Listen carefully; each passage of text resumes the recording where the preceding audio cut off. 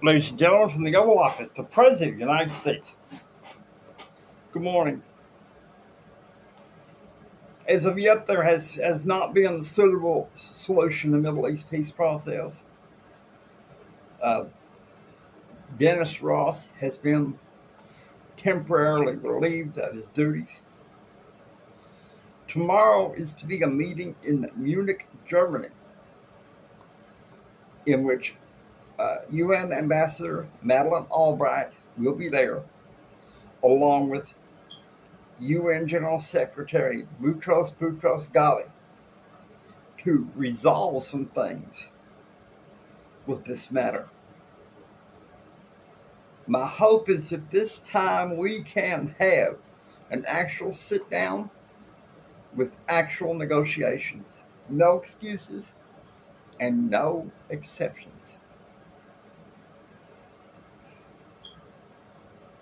Also, on the battle of the budget, the administration has been making some more budget cuts, particularly in the Department of Agriculture. We should not have to resort to these confiscatory cuts without Congress being willing to do the same thing. I have asked for a 96% cut on pork barrel spending, but I will settle for at least a 68% cut. We have to do something to balance the budget. It is something I've been promising since the beginning of the year. We understand that there's a debt ceiling. We in the White House, we're doing everything we can. But Congress needs to step up and do more instead of just kicking the can down the road. As of yet, they have not sent me a budget that is suitable. And we definitely want to this year try to avoid a government shutdown. I'm open for 10 questions. Yes, one Williams NPR is present.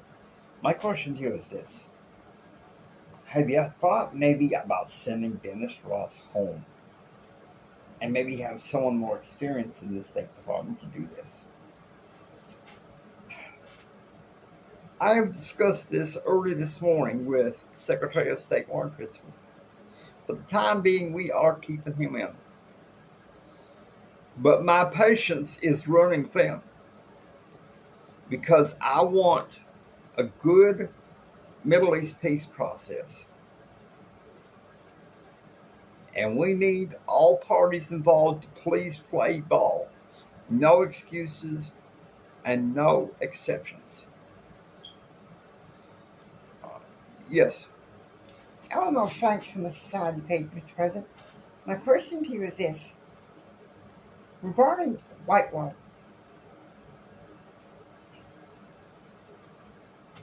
there's talk that the defense is petitioning the judge in Little Rock to drop the cases against Branscombe and the other banker. Do you still maintain that you and Branscombe only have a business relationship?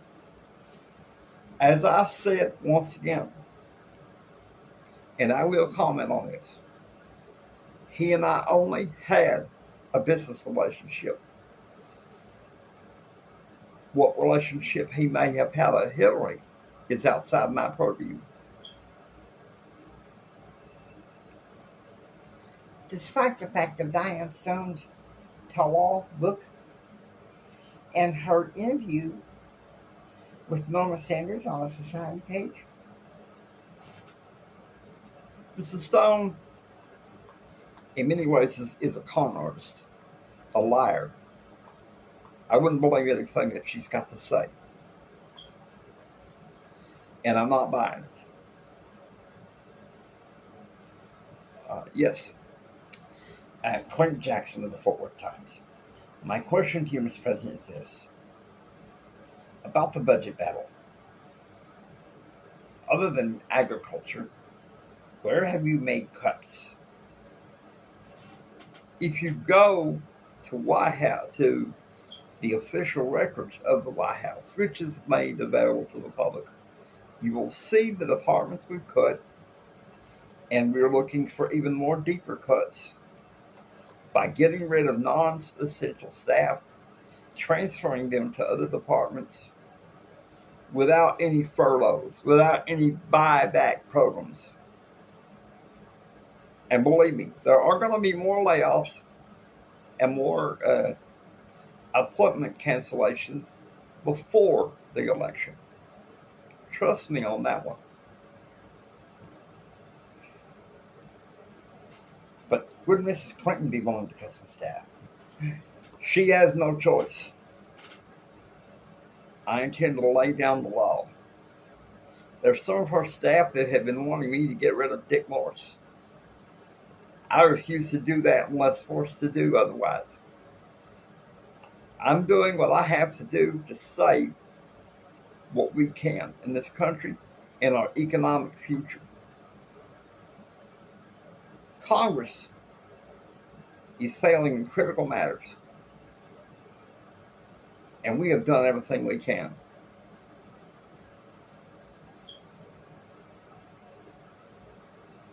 You have 5 questions left.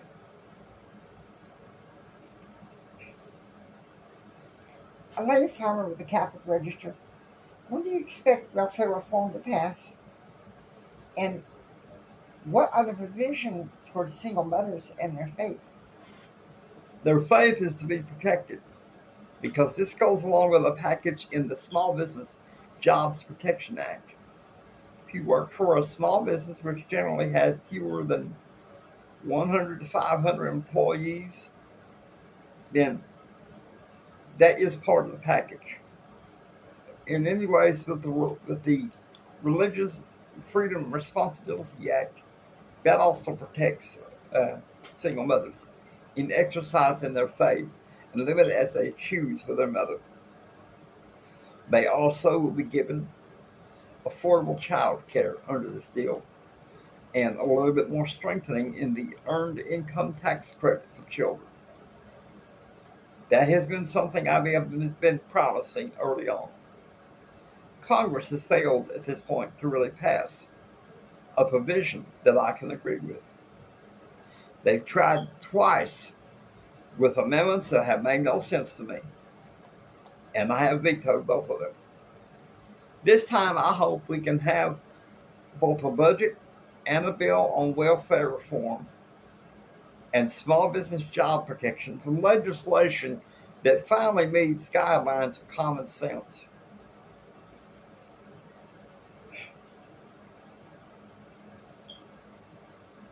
Yes. Ed Farmer with the Blake Carter Show. Regarding the Paula Jones case, what is the Justice Department's opinion about it going to the Supreme Court and the Supreme Court agreeing to hear it? I've spoken briefly this morning with Attorney General Janet Reno. We agree this case distracts me from performing my duties as President of the United States. You still maintain that Paula Jones lied. That is superficial details. I do.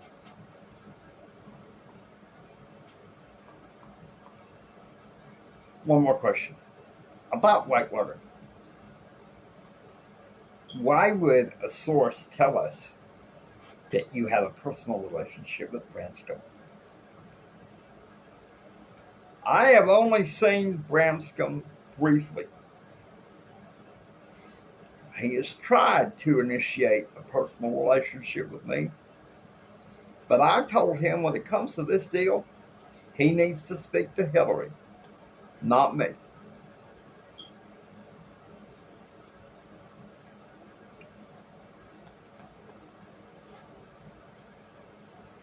Back to Paula Jones.